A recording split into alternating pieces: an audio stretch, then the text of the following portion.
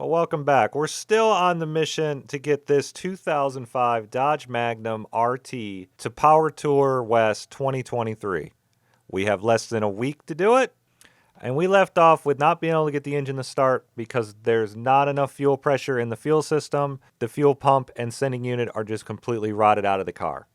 So I'm too impatient. I'm sick of waiting for the parts. I want to hear this car, well, I don't really want to hear it run, but I am stealing parts out of our parts cars because this car actually has fresh sending unit and a fresh fuel pump in it from our other parts car, the 2007 RT. So let me rip these out and get them installed in the other car.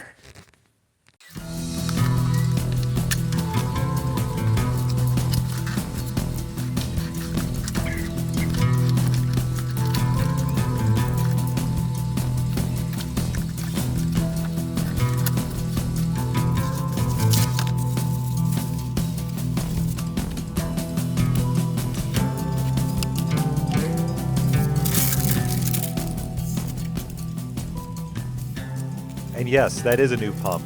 Amazon just happened to deliver it while I was filming. And I'm sure it's the best fuel pump that 60 bucks could buy. Thanks, Amazon.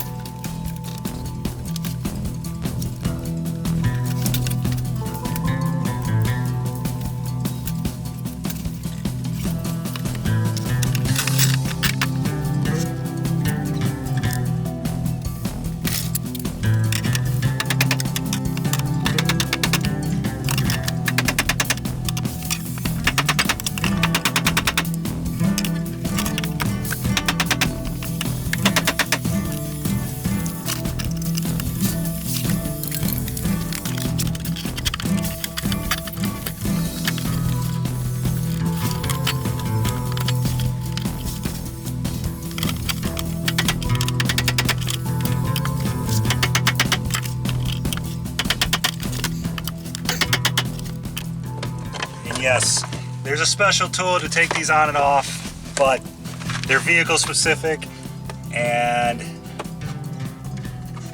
I might buy one for these because I plan on working on the LX platform a bunch, but let's see if I can find a picture of it. If I do, it's up on the screen.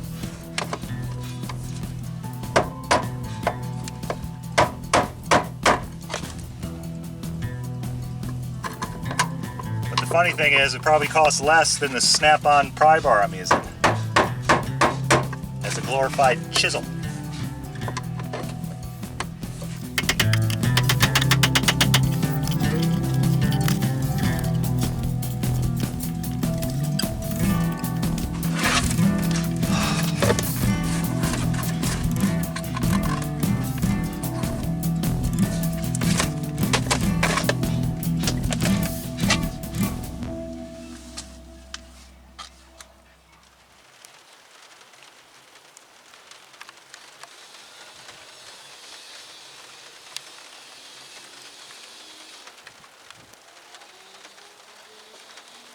All right, it is raining in the desert, and it usually doesn't do that, but I had some time, so oh, I hear the fuel system. All right, let's see if this thing starts.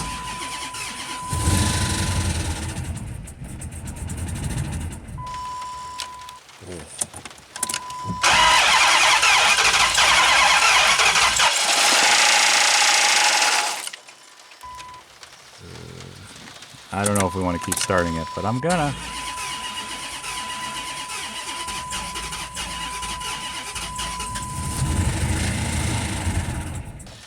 I don't know why the gauges don't work. That's weird.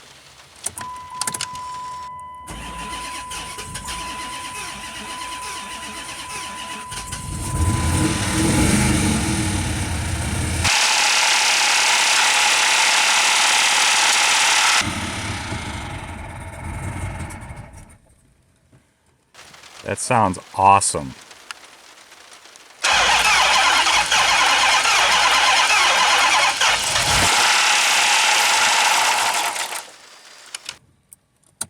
Come on, I just want to see if the tranning works.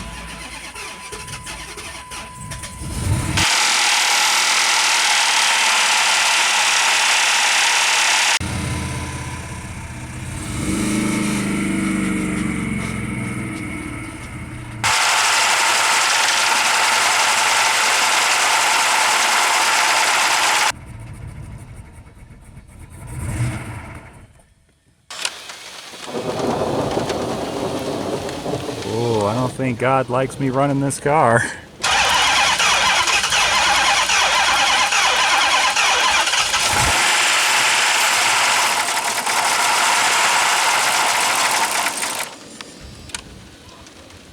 I wonder why the gauges really don't work. Are we on fire? Yeah, I don't think we're going to keep running it. If the motor's actually rebuildable, I don't want to destroy it. So we've got a killer fuel leak. Yep, that's a fuel leak.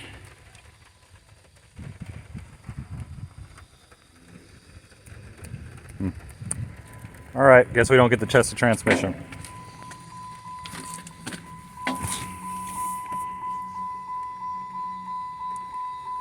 That's screw it.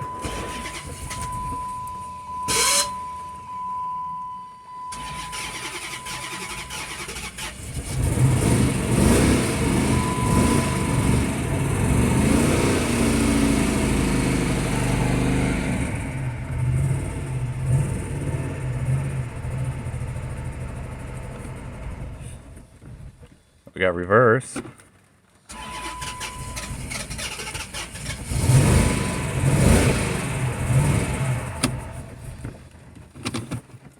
I guess that's all we're gonna get. That's sad. But it's raining. I gotta get my camera gear out of the rain. So that was fun.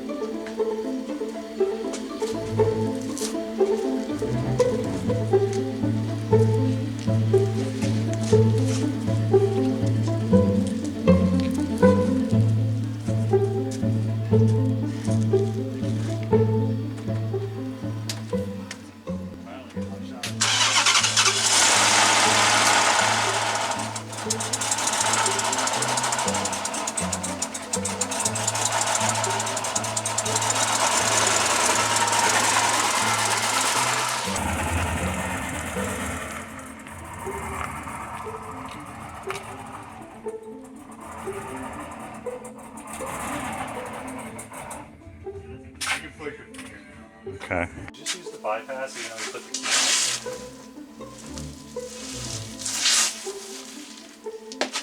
I can't get any traction. I can't. It's covered in paint. And these are my jump shoots, which apparently they really are.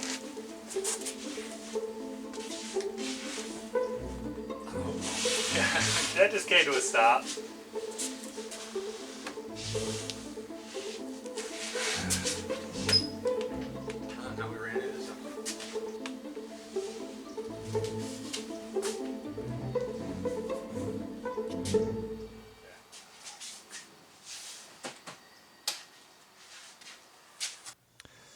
So this is about the time that we started pulling the car apart. I recorded taking the hood off. Then we went and got something to eat, and we came back out. We completely ripped the whole engine assembly out, and honestly, it wasn't that. There weren't any real surprises. It was one of the easiest engines I think I've pulled out of a late model car yet. I forgot to record it. I forgot to set up any cameras. Actually, I take that back. I did have a camera set up on the ceiling, and the footage came out like crap. So we're just gonna skip to the part where we started tearing the motor apart just to see what failed in it.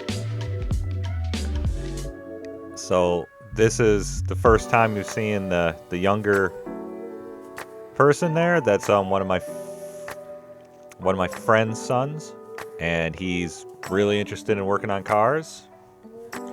And unfortunately, the school system around this area doesn't have any kind of automotive or tech classes available. It's really far to do like after-school college program.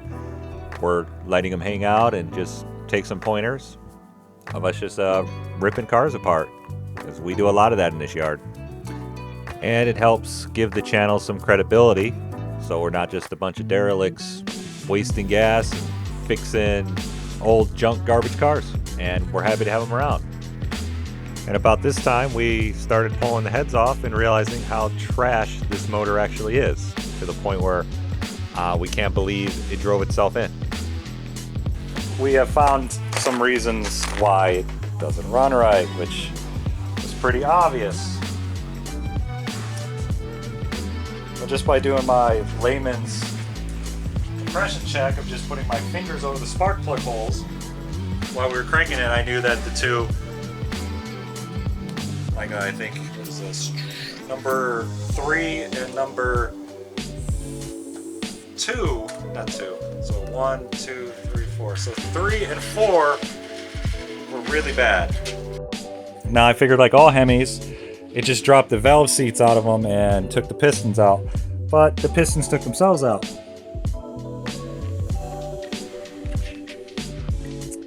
Yeah. So the guy, well, we don't need the guy to tell us. By the 5 jugs of 2-liter bottles of just pure water in the back seat, told me this thing just must have spewed coolant, and he just kept driving it. So I'm guessing it was leaking out of the water pump, because I haven't found anything else wrong with the cooling system. And I didn't see any indication that it had a blown head gasket. And we found the anti-fouler in the head. Let's see if I can get that.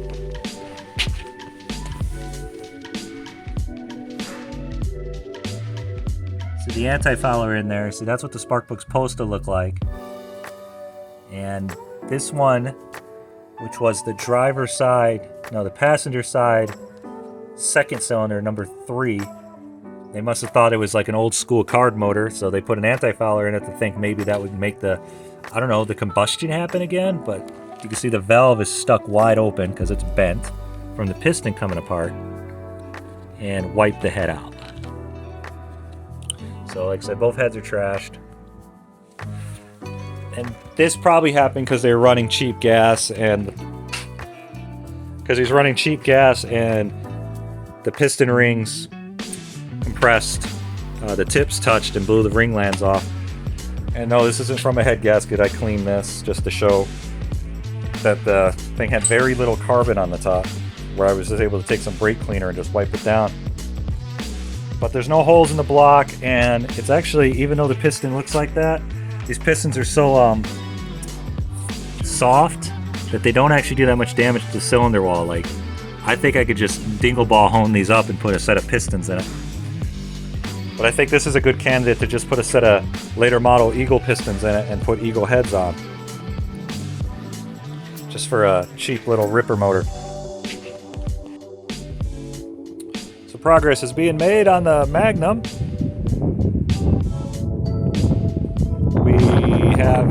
We didn't do a lot of video of pulling the motor out because I forgot to actually record. We actually had a new shop helper that we were starting to train. But the motor's out.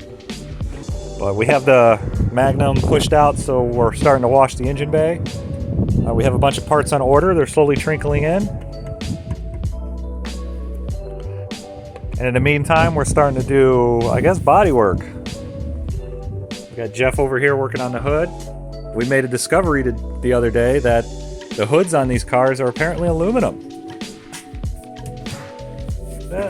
I did not know that. I did not think a vehicle in 2004 was using an aluminum hood yet.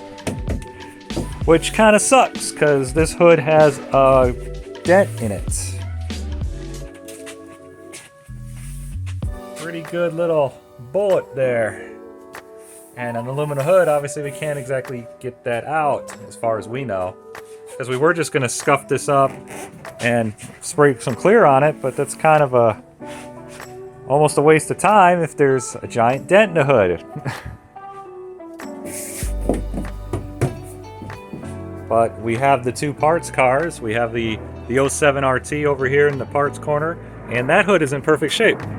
It's just not blue. Well, is it blue? I guess that's silver. And this car's blue.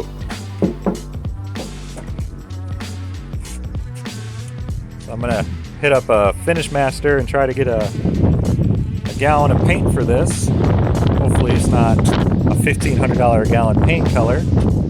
And because the clear coat's coming off the front bumper and the roof. Barely any clear coat left on it. And the hood. And we were just gonna scuff it up and throw clear on it, because those are areas that we could blend because they won't be that close to anything else. And I need the blue because we're missing the skirt on the bottom. And obviously the parts car has a good one, but it's not blue. So I think I don't have a choice but to buy some paint. Well, repainting a car takes time. What day is it? It is the 21st today, and that leaves us to the 15th. So about 3 weeks. It takes us an honest week to paint a whole car. To just do the roof would probably only take us a day and a half, and most of that would be waiting for it to dry, but we can do other things while it's drying. But I'd like to get this running and driving tagged and registered before I start doing stuff crazy like repaint the car, because paint isn't going to make the car go. Make it go, make it whoa, and then make it shiny. Or not. It needs to do the first two things before we even come close to wanting to do the others. As you can see, there's still not an engine in this bag.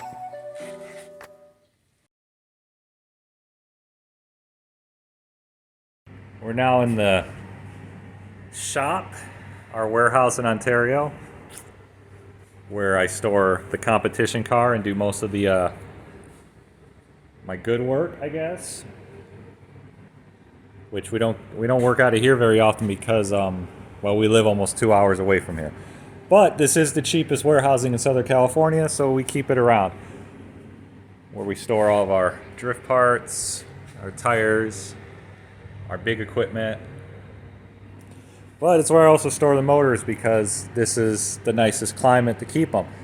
And I've been storing this motor here for probably, I don't know, almost 10 years. And get that load of crap. But this was a blown up engine out of a 2005 Grand Cherokee, where all I did was grab, this was the piston, I think it was this one, yep. This had a blown piston on number one, and all I did was get a good piston out of another Hemi. We dingle ball honed it, put a new rod bearings and a new set of rings in it, because the rest looked really good. Again, I should have went through the whole thing, but this was originally just supposed to be a cheap swap, a cheap Hemi swap into the V6, the SXT V6 Magnum. But we're going to delete the MDS, throw in a cam, a new oil pump, and a new timing chain, which those are all sitting here. So we need to put all of this into there. And all of this is way more than this engine deserves. So we got the comp cam, the 268, 6.1 Hemi oil pump, ARP harmonic balancer bolt, all Phil-Pro gaskets, MDS delete kit, new set of Phil-Pro head bolts, a Cloys, I think you pronounce that, 6.1 timing chain. And then I think this is just a box of we got the Engine Tech lifters, the 5700Ks, and a set of, the only push rods I can get in this time frame was a set of, I think, exhaust push rods. So these are 6.1 Hemi spec for the smaller load separation of these. The heads are at the machine shop. Getting about 1200s cut out of them, and I just have to clean up some of the OEM hardware. And that's about it. We got to clean the intake up, make sure there's no debris in here. I've already knocked a bunch of debris out of this. Actually, no, this is the Jeep intake. I don't know if we actually brought the other intake. No, I don't think we did. That's all right. We didn't need it. And maybe we'll just scrap all this and we'll throw an LS in it. It might actually run. But no, this will run. It's just a matter of how long it'll run. So it did have a harmonic bouncer bolt. So yeah, we're just going to start swapping parts, clean the surface a little bit better. Actually, I think I already went at this with a razor blade. So we'll just put some brake cleaner on that with a rag and throw it together. Let me get to it. See you in a sec.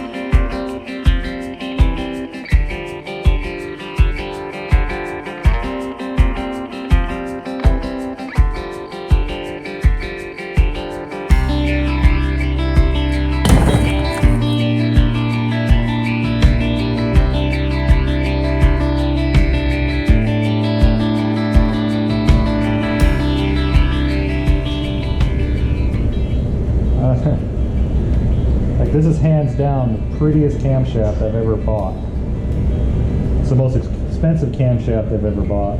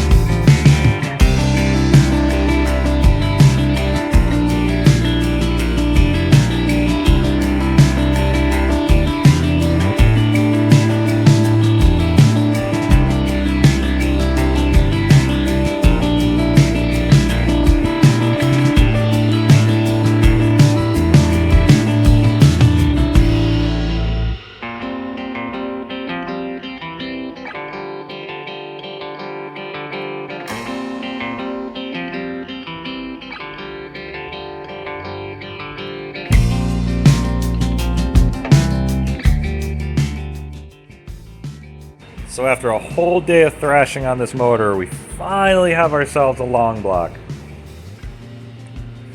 Fresh seals, fresh heads, MDS delete, harmonic balancer installed, oil pans on. These valve covers are, the older spark plug wire mess, rat's nest covers. These are just to protect the engine while we're transporting it. I'm going to tape off the intake ports because I don't want to damage an intake on transporting it. So next time you see this motor, it'll be in the engine bay. Actually, no. I'll probably do a video of unloading it because that's going to be a whole thing too.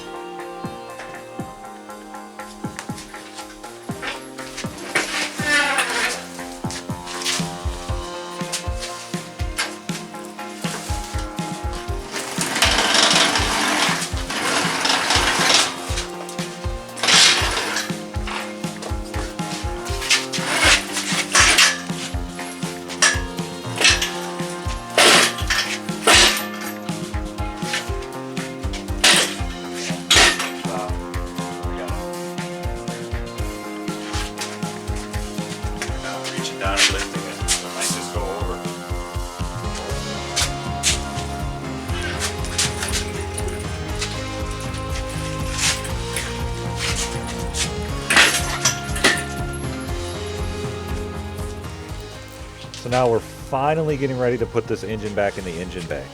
It's been something we've been working up to for weeks. It was supposed to happen way earlier, but parts and everything else just kept getting in the way. So if you notice closely, the cylinder is a different color on this cherry picker. We actually had to stop everything we were doing because it failed and we couldn't get the engine off the ground. So we had to scavenge this one off of the cherry picker we had at our warehouse. So that took even longer. So hopefully it gets us through this build, and I guess I'm gonna have to go buy a new cherry picker before I do the next one.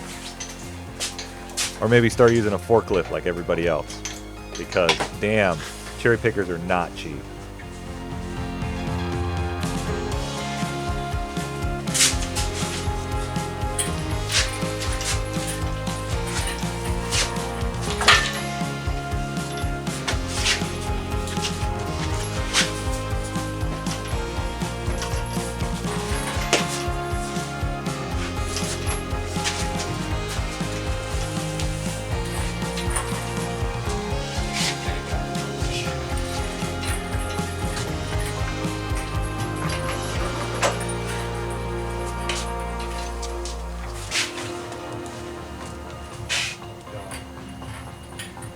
Have more room. Yeah, that's good. We have more room now because we had the radiator.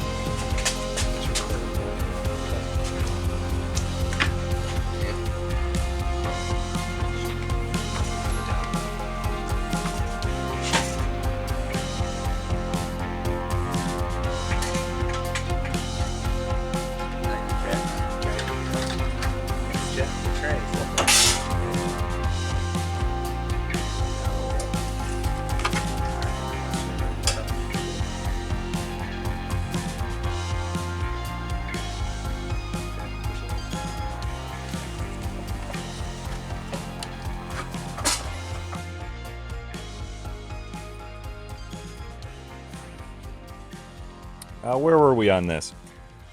Oh yeah, nothing works. So the motor's back in, ish. It's actually, yeah, I guess it is down and in. We got the bell housing attached, the bolts are in, the torque converter bolts are in. Obviously it had a Hemi in it, and there's a Hemi back in it. But this is the 2005 Jeep Grand Cherokee Hemi with the heads off of a couple different vehicles. Fresh machine, cammed up, ported, awesome, ready to go. Now we're having trouble with the headers. I really want to run long tube headers. We all do. Because there's no way, there might be a way. I want to put those junk logs back on. The only viable option I had for our budget was these $200, actually these were sub $200 eBay Chinese headers with semi-stainlessness. The tubes are stainless, the flanges are not, neither is those. And we welded on the V-bands, those look great.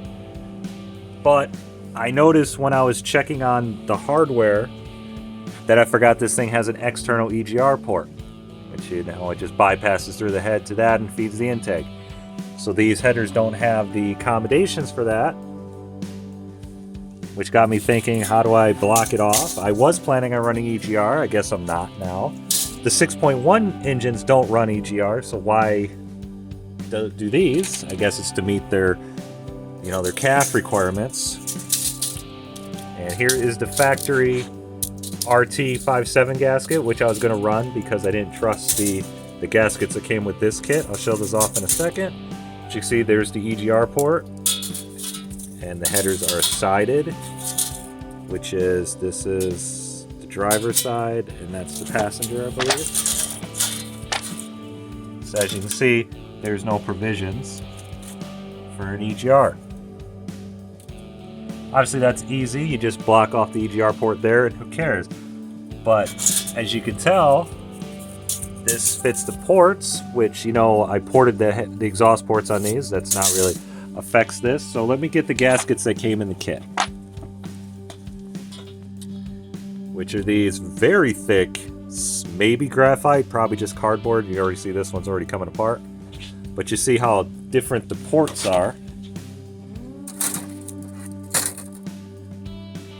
Guess I'm doing this on the floor because the bench is completely overwhelmed.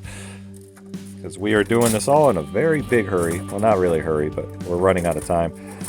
And you can see they're different. They're a lot different. I already knew that because these are advertised for 05 and up.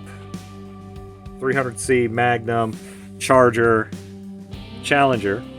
So I knew it would have the bigger ports. I didn't realize that there's not enough material on the head to compensate for those ports. You can see I've actually marked this one with a marker. There's not enough material. And even if I wanted to just say, run the stainless gaskets, you can see that we line up the holes.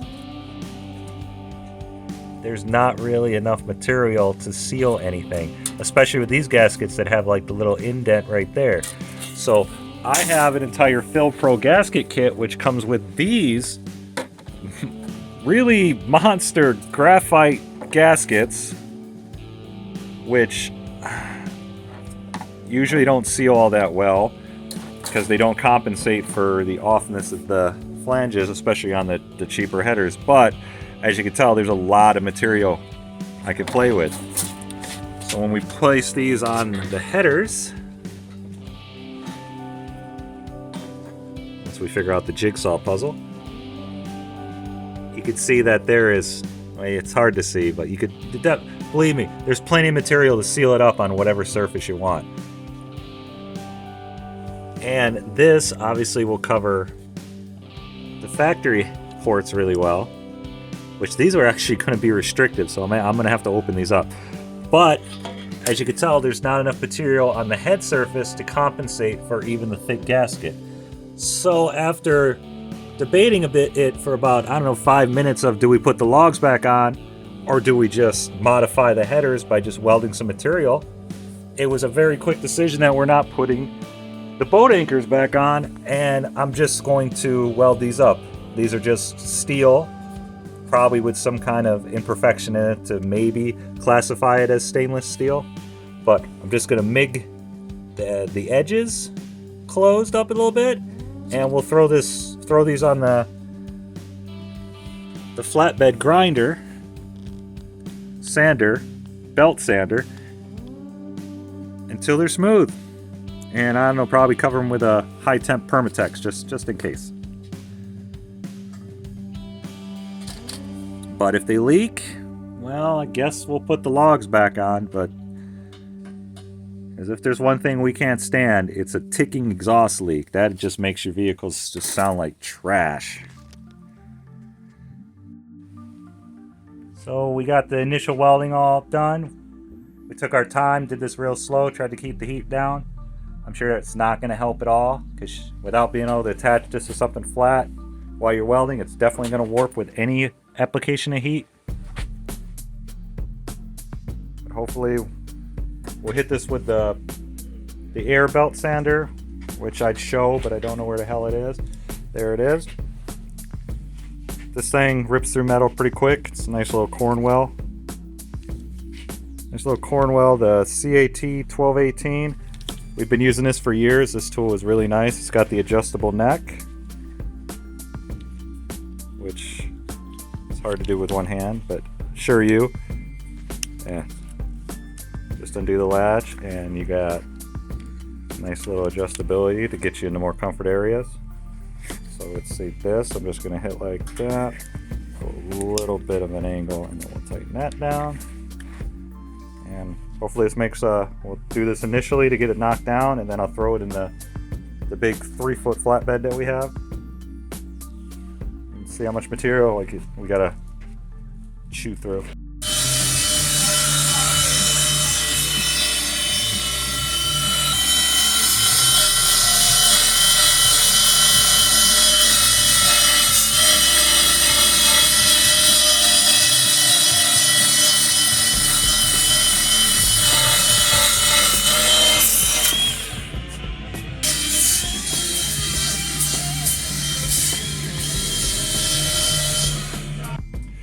Holy crap, that was a lot of grinding.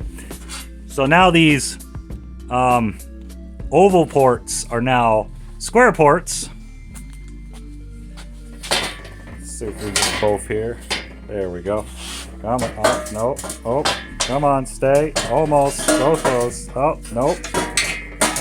Yep. Good enough. Yep. Square ports. Rough, but here it is with the Fill Pro gasket. Still wrong. How about this way? Here we go. Nope. How about this way? Nope. This way. There it is. Let me get some bolts. There we go.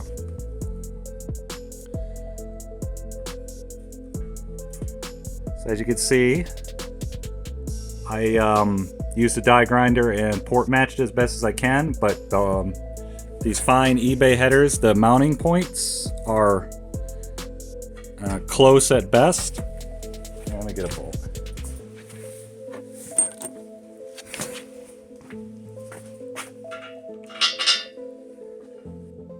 So I should have probably port matched this gasket to the ported heads, but these match really well to the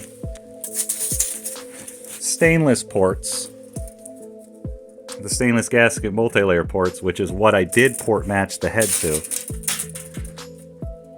I probably had these on the sander for 30 minutes a piece. Should have just threw these up on the mill and just milled them flat. This one, I think I might have got overzealous with the grinder, but I had to build the whole port back up with the MIG welder. Just because I was sick of sanding it. And it was actually easier just to build up the ports and then sand it to match everything else than it was to just sit there and try to grind the whole thing flat. Same with this port right here. You can still see we have a little teeny yellow spot right there, but you can't even feel it. So with how overzealous this gasket is, I think it'll be fine. Hopefully all this effort is worth it. They say with the cam and all the other supporting mods, these should be good for 15, 20 horsepower if there's not, say, a port problem, like a port alignment problem. Because how off the bolt holes are, it might move the ports around to where they don't match. But I can't imagine it's any worse than the factory iron manifolds, the logs. If I thought about going the SRT manifold route, the SRT 8s. You can get the manifolds super easy. There's a bunch of them on eBay right now. It's trying to get the mid pipe that connects to the catalytic converter downpipes. Those don't exist because, you know, catalytic converters are worth too damn much money. I wish I could find somebody to just cut the flanges off and just weld my own high flow catalytic converters in it. I figured by the time I pieced all that together, I was in it a set of really good headers. But it was either the cam or a really good set of headers, and everybody's pretty much unanimous that without a cam, the headers are not going to make a difference. I think our big problem is going to be the keg. The ugly keg plastic manifold. But an SRT 8 intake is half the price of an entire Eagle engine. So still on that, should have went with an Eagle motor. But this is my first Hemi build, so now I know. I've learned way more than I wanted to know about these. But I learned enough to where I'm very interested in putting like in the Willys, the 58 Willys, thinking about getting rid of the small block Chevy and putting in maybe the old RT Hemi. But again, after everything I just said about trying to go Eagle, but to save some cash, put Eagle pistons in there and Eagle heads. It would be a non-VVT high compression Eagle engine, pre-Eagle engine. It's sounds exciting to me. That's enough of the information dump. The plan is still on track. I think we'll still make it. We might just be giving up some more other odds and ends. Still haven't got a hold of a limited slip differential. I have some ideas for that. Hopefully not just doing a welded diff, because I don't know if the tracks are going to ask that, and I don't want to lie and say I have a welded diff. We might weld a diff and bring it with us, or put a welded diff in and bring a spare diff that's not welded and see what we can get away with. And any of the officials that might be watching this, maybe or maybe not, this thing has a welded diff in it.